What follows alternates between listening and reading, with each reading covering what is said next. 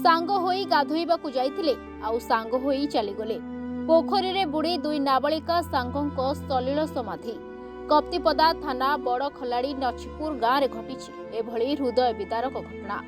दांडघाट देहुरी साही विद्यालय रे पाठ पढ़ुथिबा दुई सांग 7 वर्षर शुभसंध्या नायक एवं 8 वर्षर राजलक्ष्मी संखल विद्यालय फेरी गाधोइबा निमंते घर निकट पोखरी को जाइथिले। परिवार लोके नलकूपरे गाधोइबाकु कहिथिले सुधा दुई सांग पोखरी को गाधोइबाकु जाइथिले।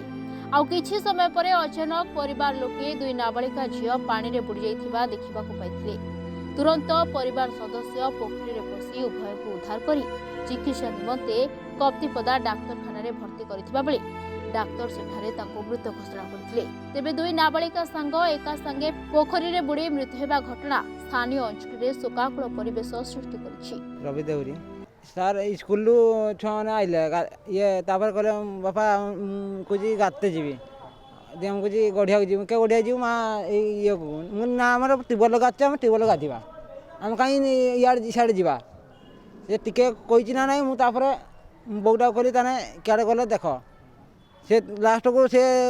गाते जाइए ट्यूबवेल कहले मत लास्ट को मैंने गाते गले ताने शीघ्र आसने तुम जो जीव कौच बाहर गोटे आम भांजी बाहर से जीव आ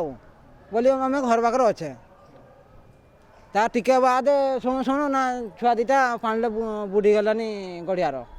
कहते भाई झील हाँ मेडिकल सार आने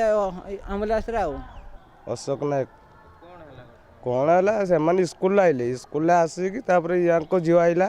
मो भाईर झील गोटे भाईर झील आइला सी कहला गाधेवाई जावा गाधेवाई जावा मुझे कौन आम गड़िया को न जाकि ट्यूबवेल गाधाओ कही सारिकी मु पुणी कौन बाल्टी धरिकी मु ट्यूबवेल को जाइए गाधे मु गाधे आसिक जस्ट मु बाहर की पैंट सार्ट पिंधिकी ठिया भाज कहला खाइबू जदि रोह मुझे अंडा भाज दूसरी से भाजवा टाइम मत आसिक डाक कहला तुम छुआ दीटा पानी भितर डुबी जाइए मुझे सीधा पैंट सार्ट न खोलिक सीधा ढुकिकी जाकि अंडा ये कला मझी पानी अच्छा दी जन सारा को हाँ दुई सांग दी जन का मैंने से पाखर पाखर पाइली आणिकी इड़ार तमें से कई भी ना आम भाज दी जन कौ क्लास प्रथम द्वितीय पढ़ुं। उदलारू दीपक मिश्र रिपोर्ट रिपोर्टर्स टुडे।